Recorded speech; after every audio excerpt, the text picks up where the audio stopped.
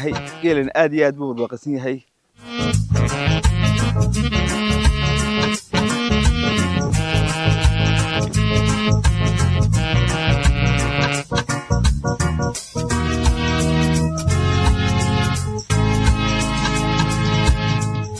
soo dhawaada saaxiibayaal subax wanaagsan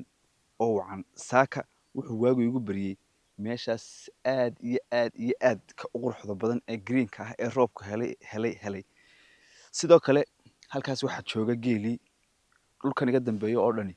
waa wada green meeshan xalay baan nimid xalay oo dhan aroosmi baan joognay goor dambe ka nimid haddana saaka waxaan soo kalahnay waxaan doonayaa muuqaal aad iyo aad u qurux badan aan halkan idinka diyaariyo kuna saabsan dhaqanka reer baadiyaha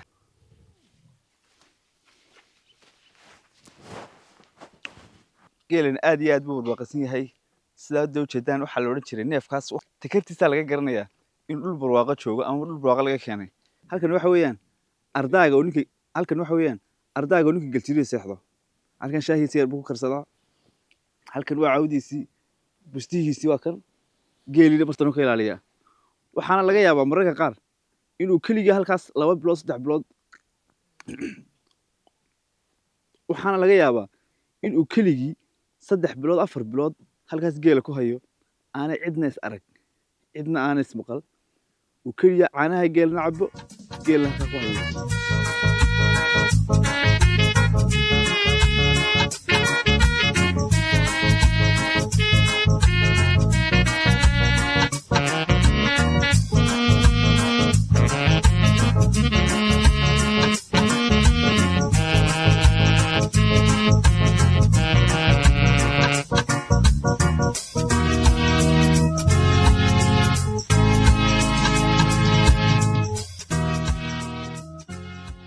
waxaan iska soo salaamayaa xerada ariga dhexdeeda halkan waxa ku wada jira ido iyo riyo halkan joogaana waxa weeyaan banka qolcada hadii aan garanayn halkan waxa la yiraahdaa banka qolcada intii garanaysan way garanaysan sida hadda u jeedaan halkan waxa ku jira idihii kuwoodii yaryara ayaa halkan ku jira halkaas sidoo kale waxa ku jira waxarihi halkan waxa ka dhacaysa dabayl aad iyo aad u xooggan waxay sheegeen dadka halkan deganay in habeenkiina dhaxantu ay intan in ka badan ay tahay sababtuna ay tahay area dhulkan ku hareeraysan oo dhan maba lahaba geedba waa ban isku banaan saakentay in subax iyo habeen iyo maalin intaba ay haato meel dabeel badan ka dhacayso adigu maxaad raacdaa ma ariga mise riyaha mise geela maqasha raacdaa mise shir baatay kooydo weli hore ma lagu sawray may wallahi sawirka maxaad ku jeceshay يا صور ما حد كجاش أخذ على هنا أنت أنا اللي تواضع إلا قد داوضه واي هاي مقالة ما ركت مرة كور ما دركت كارا كل أحمر كارا كل أحمر واحد مرة ما درك هي مقالة مرة متعش إلى مقالة تكتب ما حد كجاش أنا كنت عايز كساعة هذا وكسوح أوكي مقالة محل قلت ما لقص عصا ما لقص حوجسته ما هي يا كوغوري أنا كوري هذا يجي سادو جدًا نافكاس ير هالكاس لسي وضع waxaan ku ruuxa kan qalanayna hadoo aan leeyahay xal tolo bankan waxaan joognay aroos ama gaaf waxa loo yaqaano oo xal tolo ka dhacaya waxaan ku durbaanada saa loo tumanayay gurigan arooskan wuxuu ka dhacay guriga halkaas ku yaala hadii aad arkaystaan ayuu ka dhacay arooskii xal tolo caawana waliba waa aroos kale labaad oo kaas magaciisa ma garanay magac baa lagu sheegaa laakiin waxaan ka aqaanaa un gaafka marka xali gaaf ba ka dhacay banka sida u jeedaana halkaas iyo waxa ka dambeeyo dhani lama arkayo aan ka ahayn guryaha ku yaala mooyaane banka ku yaala mooyaane geed kaliisa ugama taagna waana sababta halkan loo yiraahdo ban ya waxaan ku markaan saa u nimid waxaan reerkii aan u nimid ay markiiba isla markiiba tobankii minid ugu horreeyba neef ka mid ah arigooda inoo qaleen markaas waxaad iga warartaa gobonimada dadka reer miyiga ah yacni say dadka u soo dhaweeyaan reer magaalka markay miyiga ugu yimaadaan iyo iyagu marka ay magaalada ugu yimaadaan waxay ugu abaalceliyaan dee warba uma baahno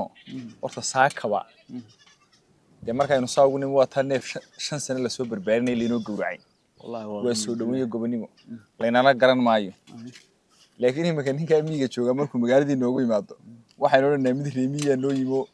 magaaladii nagu celiyi ama xaafadda mid baa yimi waynu dayrinaynaaba marka hal jeer gobonimadu waxay aad ugu sii hadhay dadka miyiga jooga ama dadka aan dhaqanada magaalada xun la falgelin ay aad ugu sii hadhay gobonimadu miyiga taala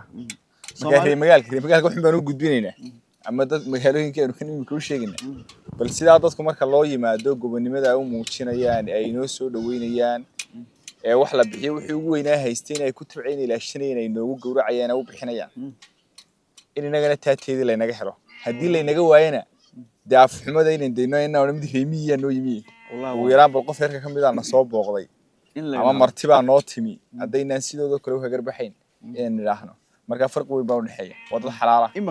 imika ma taqaanaa dhaqankii soomaalida ee caadi ee hore la lahaan jiray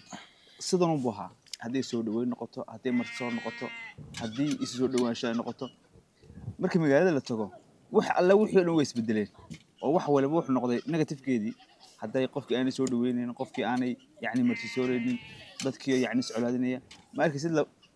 miyiga ma taqaanaa dad is haysta dad is ximinaya dad ma taqaanaa dee noloshooduba waa comfort zone kan yarba waxbaba kama fikirayaba markaa ma laga yaabaa mararka qaar in dadkan magaalada jooga waxyaabahan ka dhaxalaya oo stresskan iyo adduunkan ay dhex galeen uu yahayba kule way imanaysayo xumaan oo dhan magaalun bay taala sidaa horumarka iyo ilbaxnimadu u taalo ayay inteedii oo negative u dhex taala magaalooyinka laakiin miyiga kulay noloshii hore wanaagsaneyd iyo gobonimadii dadka ayaa aad looga helaya marka farq weyn baa u dhaxeeya anu mid kale reemiyi baan marka reemiyiga ahaanu oo gobonimo badna maan magaalada bad uga aragtay magaalada marka noqoto waxaad isaga bedelay isaga bedelay dee waxa isikii bedelay inta reer magaalku yaqaanaan baan bartay marka miyiga joogayna anu markan miyiga joogay imika waxaan xasuusta waqtiyada kamid ah miyiga joogay ayaa anigoo gaadhiba arag weligay ayaa habeenada kamid ah gurigayga wada noo dhaweyd buu gaadhi galay marka roob baa daayay gaadhigu markuu laamida gale markuu dhiiriga gale laga saaray waa kan dee leewar la siinayo kolba qoryaa loo tuuraye bahal habeenkaana soo weeraray mooyaane wax kale loo moodi adu bal maxaad sawiran lahayd markuu golbanaad la kacay bal adu maxaad u qaadan hurdo la'aan baa dee kugu dhacaysa magaalada goorma tagtaa tuuta samsada magaalada America si 2004 baan yimid 2004 sanad waxaan ka soo horeeyay bilo 2003 November meelaha sanadnay marka waan ka reeyay magaalada horta adiga waa dhageyso ma laga yaabaa inaga imika dad generation keenani inuu noqdo generationada ugu dambeeyay miyiga ka yimaada waa imika dadka 2000 ka dhashay miyi wax badan kama garanayaan dee qofkii isagu reerkooda ama familygooda miyiga deganaa in halka ka tafirmo mooyaane laakiin dadka qaar waxa arkaysan magaalada kooniheeda baan gaadhin baan ragba bay arigayga siin jiray baan halkan ku arkaaday